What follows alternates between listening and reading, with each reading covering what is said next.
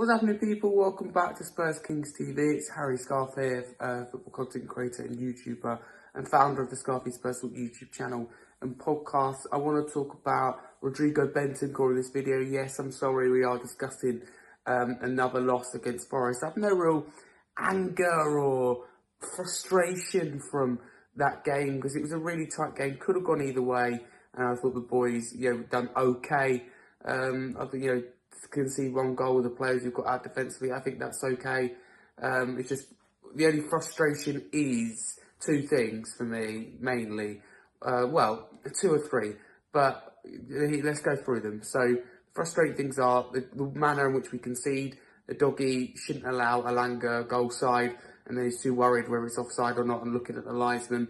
Whereas I think he could have got back on side, putting a tackle. Of course, it's hard not to give the foul away, but I expected him to do a little bit more. Nothing Forster could do from the goal. Good finish from Alanga. The second thing is it's disappointing to see, you're seeing your players, Basuma and Maddison, not stepping up when you need them the most. That frustrates me.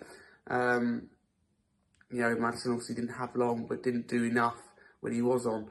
And that's the reality. We need senior players to step up when we're struggling. And the third thing that is a little bit frustrating, I promise you, I'm not overall frustrated, but just little things, is 70% possession. We didn't quite do more with it, and we didn't really look like scoring. But what I mean is, in terms of the result, it is what it is. I don't want to get hung up about it. I want to move on to this weekend, where we play a Wolves side, new manager bounce at the moment, 2 wins out of 2, defensively solid, looking really good. But Bentancur is a player we're focusing on in this game, who I thought done well, and I think he's a player. It's great to have him back from a ban.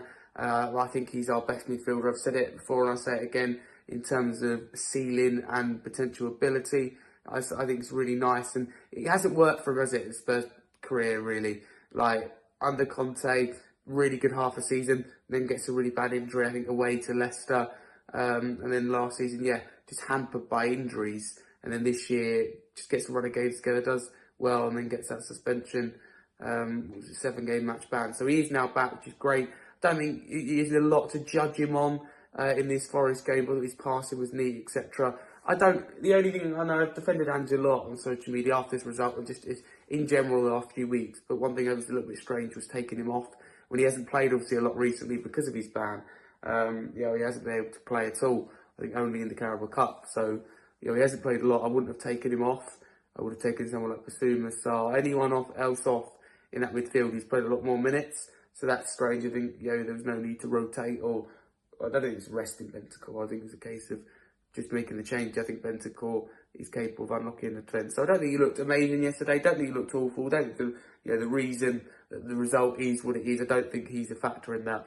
But I did want to focus on him because he is back from his ban. If you're new to the channel, do subscribe to Spurs Kings TV. If you want to check me out, you can at HarryScarf22 across all socials. And I have my own YouTube channel, podcast, as I said at the start, Scarfy Spurs Talk for Spurs England and Premier League content. Big up, Marlon. Really appreciate this opportunity.